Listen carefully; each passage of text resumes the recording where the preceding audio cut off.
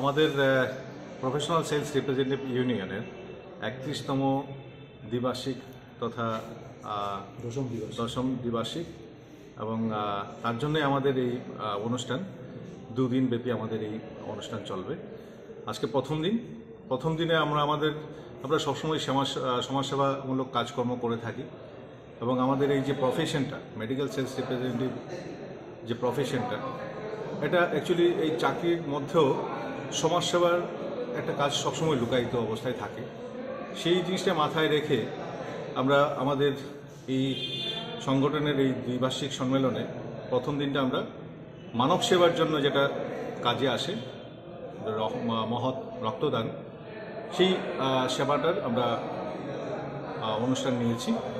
আজকে আমাদের এই রক্তদান শিবিরে আমাদের প্রধান অতিথি হিসেবে ছিলেন রামকৃষ্ণ মিশন স্কুলের প্রধান শিক্ষক মহারাজজি এবং ছিলেন ত্রিপুরার চিকিৎসা দপ্তরের আধিকারিক ডক্টর সুপ্রিয় মল্লিক, ছিলেন জিবি হসপিটালের ভারপ্রাপ্ত অধ্যাপক তথা এখন vice principal doctor Sanjib Debbarma এবং ছিলেন বিশিষ্ট চিকিৎসক তথা জিবি হসপিটালের doctor deputy superintendent doctor Kanak Chowdhury মহাশয়।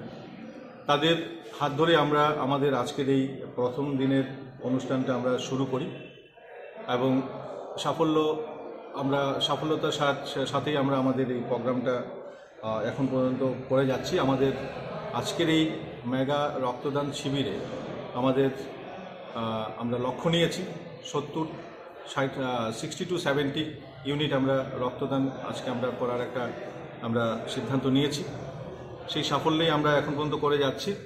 বাকিটা আমাদের যারা সদস্য আছেন তাদের সাহায্যেই আমরা আমাদের এই 2 দিন ব্যাপী প্রোগ্রামটা আমরা সাফল্যমণ্ডিত করব, এটা আশা রাখছি। আগামী দিন আমাদের সংগঠনের যেটা বাণিজ্যিক আমাদের যেটা কার্যকলাপ থাকবে, আগামী 2 বছরের জন্য আমাদের এই প্রফেশনাল সেলস রিপ্রেজেন্টেটিভ ইউনিয়নের আমরা কমিটি গঠন করব আগামী দিন। এবং এই রাজপথে কাল আমাদের একটা র্যালি থাকবে, সকাল 10টায় আমরা এই র্যালির আয়োজন করেছি। এই র্যালিতে যোগদান দেবেন নর্থ ইস্টের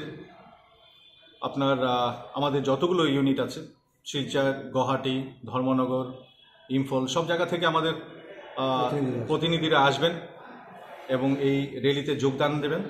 সকাল 10টায় আমরা রাজপথে এই র্যালিটা করব এবং আপনাদের সহযোগিতা আমাদের কাছে থাকবে এবং এটাই আমরা আশা করছি। আপনাদের সাহায্য নিয়েই আমরা সমাজে একটা সুবার্তা দিতে চাই, মেডিকেল রিপ্রেজেন্টেটিভদেরও সমাজে কিছু একটা করার লক্ষ্য থাকে। নমস্কার। আপনার পরিচয়?